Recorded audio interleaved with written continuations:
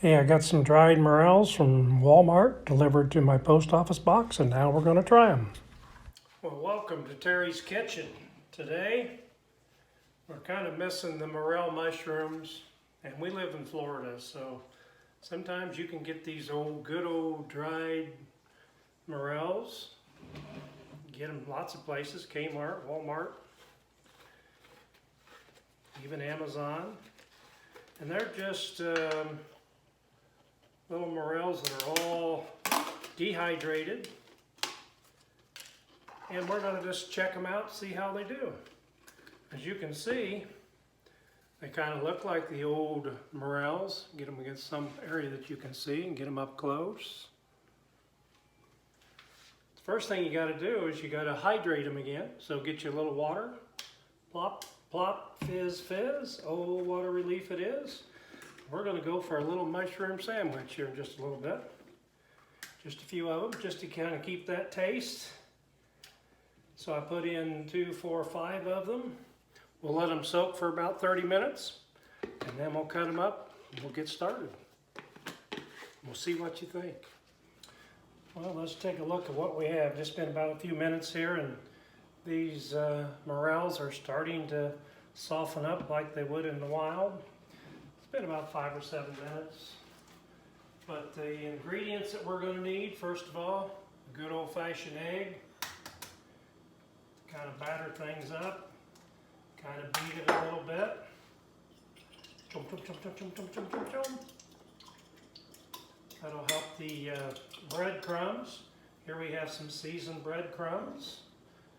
We won't need too many since we just got 5 little mushrooms, but we'll put those about like that. Salt and pepper to taste. Butter to fry them in. And that's really about it. Of course, we're going to have some bread. I'm going to lightly toast these 2 pieces of bread. So we'll be ready to go. So as soon as those mushrooms get good and ready, we'll cut them in half and we'll get started with the cooking. As you can see, we've got the eggs pretty well beaten up. You can see the floating morels. Those are the black sponges, by the way, and not the big golden ones that some of you are used to seeing.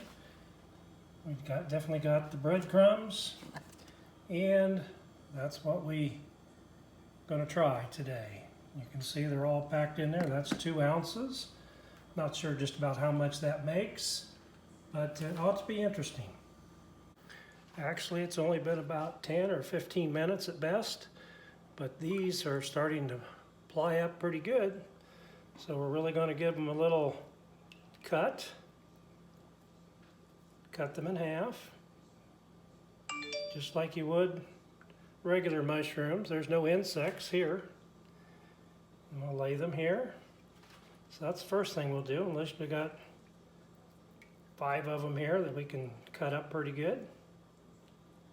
Next on the agenda is just to get these 2 pieces of bread in there and just lightly toast them just a little bit so that everything will be just right. On the agenda is just to get a little bit of butter in the dish and let it all move around and get nice and hot, and then we're ready to put in some shrooms.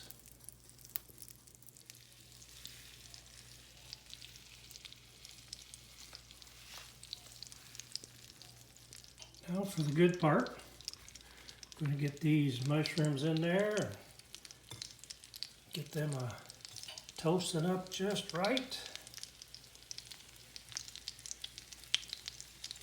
Looking forward to this. Never had any dehydrated morels before. We're not going to cut any corners today, that's for sure.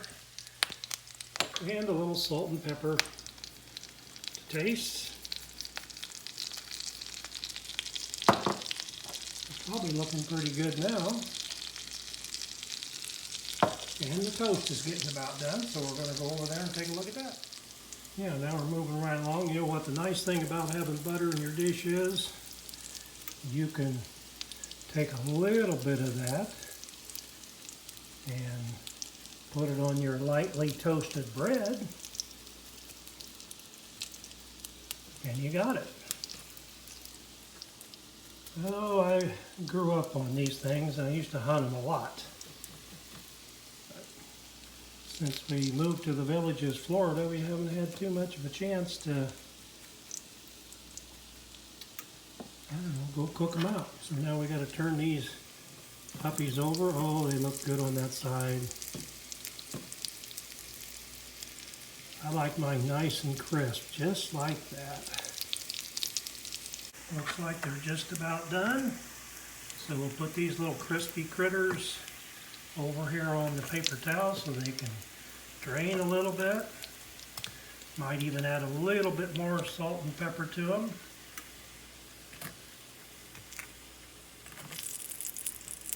You know, it's hard to cook with one hand.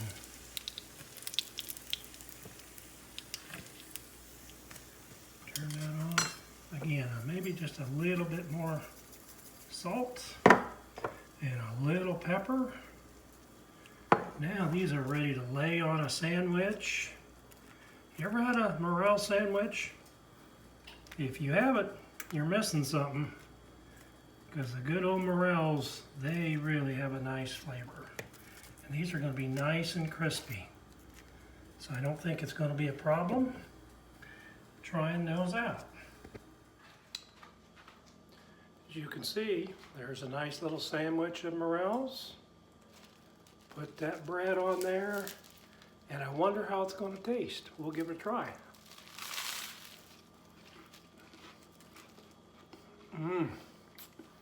Those are really good. And it's in August here. Morels in August, not a bad deal, and in Florida.